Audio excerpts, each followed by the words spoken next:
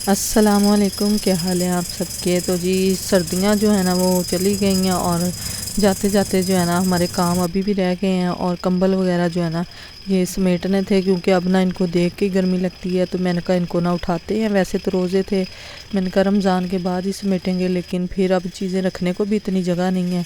तो मैंने कहा इनको मैं उठा देती हूँ। इधर बच्चे आए थे तो उनको यूनिफॉर्म वगैरह जो है ना वो मैंने वॉश कर लिया था। फिर बाद में ना छोटे कंबल जो है मैंने धो लिए थे। तो इधर मशीन में ना मैंने पानी डाल के ना ज़्यादा सारा उसमें मैंने सर्फ़ डाल दिया था, और जब उसको चला दिया था उसकी झाग सी बन गई ना, तो मैंने बड़े वाला कंबल जो है ना इसमें भिगो के रख दिया था। तो ये कंबल जो है ना धोने का बड़ा ही आसान तरीका, 1 से 1.5 घंटा जो है ना, जब कंबल हमारा भीग गया ना उसके बाद मैंने मशीन का पाइप जो है ना वो खोल दिया था। उसका सारा पानी जो है ना वो निकल जाएगा। फिर जो है ना पानी वाला पाइप में लगा के ना इसको अच्छी तरह से ना वॉश कर लूँगी। तो बजाय इसके कि आप इसको खींचातानी करें और इतनी ज़्यादा फिर थकावट हो जाती, कंधे वगैरह दर्द करने लग जाते हैं, तो इस तरह से जो ना कंबल आसानी से धुल जाता है। तो मैं अब ना ऊपर से इसके पानी डाल रही थी थोड़ा थोड़ा करके ना, पानी जो है ना वो भी कम ही आ रहा था, इसका प्रेशर कम था पानी का, लेकिन ना खैर धुल गया था कंबल हमारा अच्छी तरह से। तो जहाँ से आपको लगे ना कि गंदा है उधर से थोड़ा सा ना इसको ब्रश वगैरह मार लें। अब ना इसको मैं इस तरह से कंगाल लूँगी, और पानी का पाइप जो है ना नीचे वाला मशीन का वो मैंने खोला ही हुआ था, साथ साथ पानी जो है ना वो निकलता भी जा रहा था। आधा कंबल जो है ना ऊपर वाली साइड वो धुल गई थी, इसको मैंने ऊपर कर दिया, और बाकी का जो रह गया ना इसको हम पानी डाल के ना अच्छी तरह से धो लेंगे। और फिर जब ये थोड़ा सा नुचड़ जाएगा ना, हल्का हो जाएगा, फिर मैं इसको उठा के ना इसी तरह से ग्रिल पे डाल दूँगी फ़िलहाल। और अगले दिन जो है ना हम धूप में इसको डाल देंगे, फिर हल्का हो जाता है ना, फिर उठाना में आसानी हो जाती है। तो इस तरह से जो है ना आप अपने कंबल जो है ना घर में धो सकते हैं, बहुत ही आसानी से धुल जाते हैं। उसके बाद जी यहाँ पे मैंने फबीहा को कहा था इफ्तारी की तैयारी करे, तो इसने ना मेरे आने तक ये फ्रूट चाट वगैरह काट ली थी, और इधर बैठी ना ये फ्राइज़ के लिए ना आलू वगैरह काट रही थी। मैंने तो कहा था कि हम ना गोल वाले बना लेते हैं, लेकिन इसने ना फ्राइज़ बना लिए थे और बिल्कुल ही छोटे छोटे से काट लिए थे। तो खैर बच्चों ने ही इफ्तारी करनी थी, क्योंकि इनके बाबा ने तो आज आना नहीं था। तो इधर फ्रूट चाट जो है ना इसमें मैंने चीनी और थोड़ा सा ना चाट मसाला ऐड कर दिया था। इधर बादाम वगैरह जो है ना ये भी मैंने भिगो के रखे हुए थे, तो ये भी मैं ना काट के इसी में डाल लूँगी। भिगो के रखे ना तो इनका छिलका जो है ना वो आसानी से उतर जाता है, और ना थोड़े मोटे मोटे से हो जाते हैं। तो इनको ना जब भी खाए ना भिगो के अच्छी तरह फिर खाया करे बादाम को। इधर इसने जी यहाँ पे पाइनएप्पल वाला टैंक भी बना लिया था, इसको ना ये पसंद है तो ये रोज़ ही बना लेती है, साथ में दूध वगैरह भी बनता है। फिर जी यहाँ पे हमारे आई थी अफ्तारी में ना आज सालन आया था, हलीम ही था तकरीबन बना हुआ, पता नहीं दाल थी या हलीम था, इसमें चिकन भी था। तो ये है कि अफ्तारी इधर सामने हमारे मिलती है ना तो वो दे जाते होते हैं।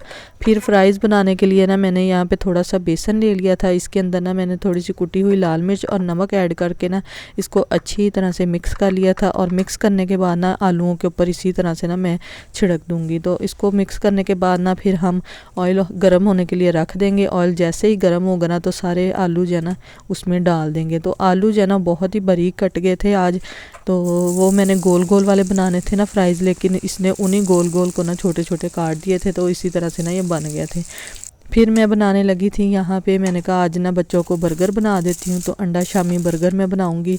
बर्गर जो है ना वो 3 पड़े हुए थे, एक जो है ना वो बच्चे ले गए थे लंच में, मिनाल लेके गई थी, तो बाकी के ना जो पड़े हुए थे शामियाँ वगैरह जो है ना वो भी अभी इस्तेमाल नहीं हुई थी।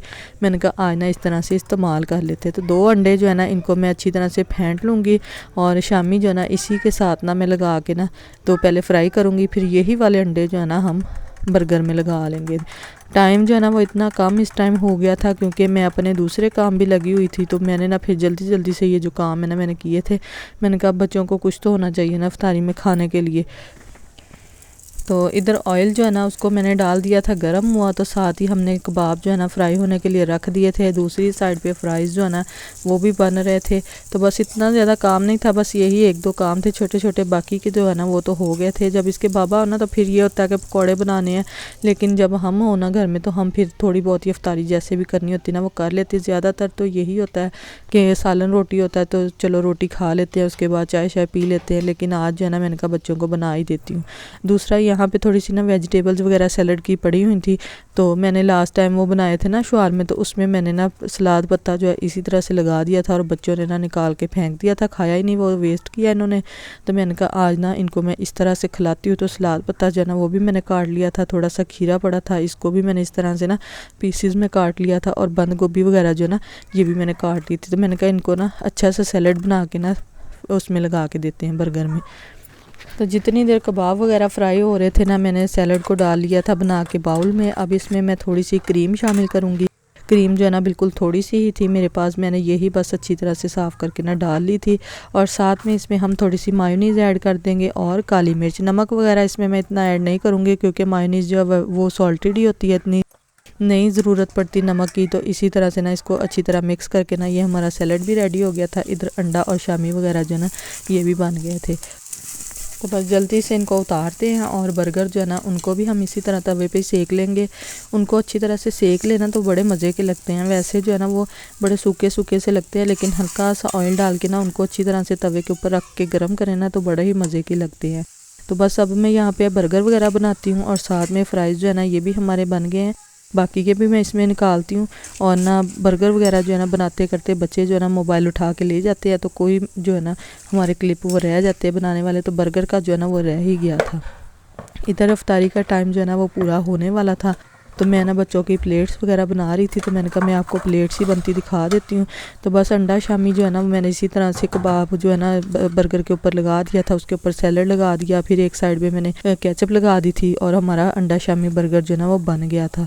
तो इधर जी अफ्तारी का टाइम भी हो गया था। अफ्तारी वगैरह करने के बाद नमाज़ पढ़ी और उसके फ़ौरन बाद जो है ना वो चाय का हो जाता है कि चाय बना लो। तो यहाँ पे मैं चाय वगैरह बना रही थी और साथ में सुबह सहरी के लिए जो ना आटा गूंदना ये भी मैंने गूंदना था अभी।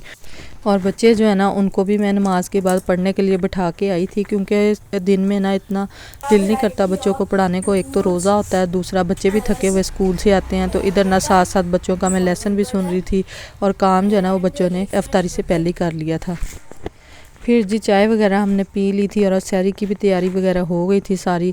तो इधर मैं फिर आ गई थी रूम में। मिनाल बाजी जो है ना ये काम मेरे पास ही करती होती है ज़्यादातर, और ये है कि जब भी इसको बिठाओ ना तो लड़के बाकियों के साथ उठ जाती है, तो फिर इसको मैं ही लेके बैठती होती। तो इधर इसका ना थोड़ा सा काम अभी रहता था, तो मैंने कहा मैं ना इसका काम भी करवा दूँ साथ साथ।